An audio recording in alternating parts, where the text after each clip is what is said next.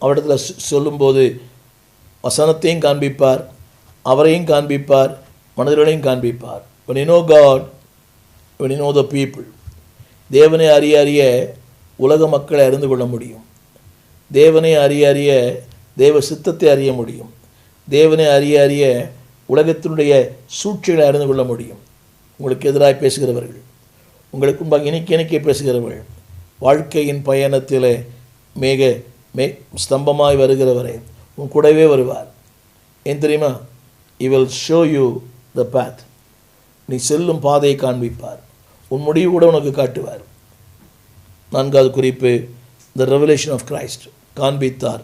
5வதாக authority from Christ. அவர் சொன்னார், அதில் ஒரு வார்த்தை, அந்த வசனம் சொல்லுகிறது, அனுப்பினார், அனுப்புகிறார். 2 அர்த்தம் இருக்குது. ஒன்று அழைப்பு, இன்று அனுப்பப்படுதல். அதாவது என் பிதா என்னை அனுப்பினது போல அதிகாரம், ஆளுகை, கீழ்ப்படுத்துதல். என் அன்பு தேவ பிள்ளைகளே, God has given the authority. பலமுறை திருமறை சொல்கிறது, பிசாசுகளை துரத்த, நோய்களை குணமாக்க அவர் கொடுத்திருக்க அதிகாரம் பணம் சம்பாதிக்க அல்ல.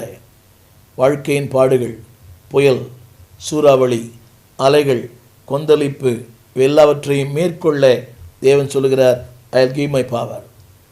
அந்த பவர் வேறு, அது அது அது வல்லமை, இது அதிகாரம். வல்லமை என்பது வேறு, அதிகாரம் என்பது வேறு. God gives authority. அவர் அதிகாரத்தையே உங்களுக்கு அவர் கொடுக்கிறார். கவனிங்க, அவனுடைய கருத்து என்னவென்றால், அந்த வசனம் போட்டிருக்குது, யாரை மன்னிக்கிறீர்களோ அது உங்களுக்கு அவர்களுக்கு மன்னிக்கப்படும். யாருடைய பாவங்களை மன்னியாது இருக்கிறீர்களோ அது மன்னிக்காது இருக்கப்படும். அது அதிகாரம் இல்லையா? கவனிங்கள், மனதார மன்னியுங்கள். அவர் என்னை மன்னித்தாரே, அது ஒரு அதிகாரம். வல்லமை என்பது வேறு, அதிகாரம் என்பது வேறு. மனிதர்களை மன்னிக்கிற இந்த மாபெரும் அதிகாரம். கடைசியாக சொல்லப்பட்டிருக்கிறது, மேலறை உங்களை மகிழ்ச்சியாக்கும். வசனம் படிக்கிறேன், கேளுங்கள். 20 வசனம், அவர்கள் சந்தோஷப்பட்டார்கள். அன்பானவர்களே, glad upper room will give the gladness, மகிழ்ச்சியை தரும். சந்தோஷப்பட்டார்கள்.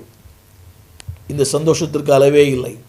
ஆரம்பிக்கும் போது பயம், திகில், நடுக்கம், குழப்பம், அடுத்து யாரோ, நம் வாழ்க்கை என்னவாகும், ஒரு கேள்வி.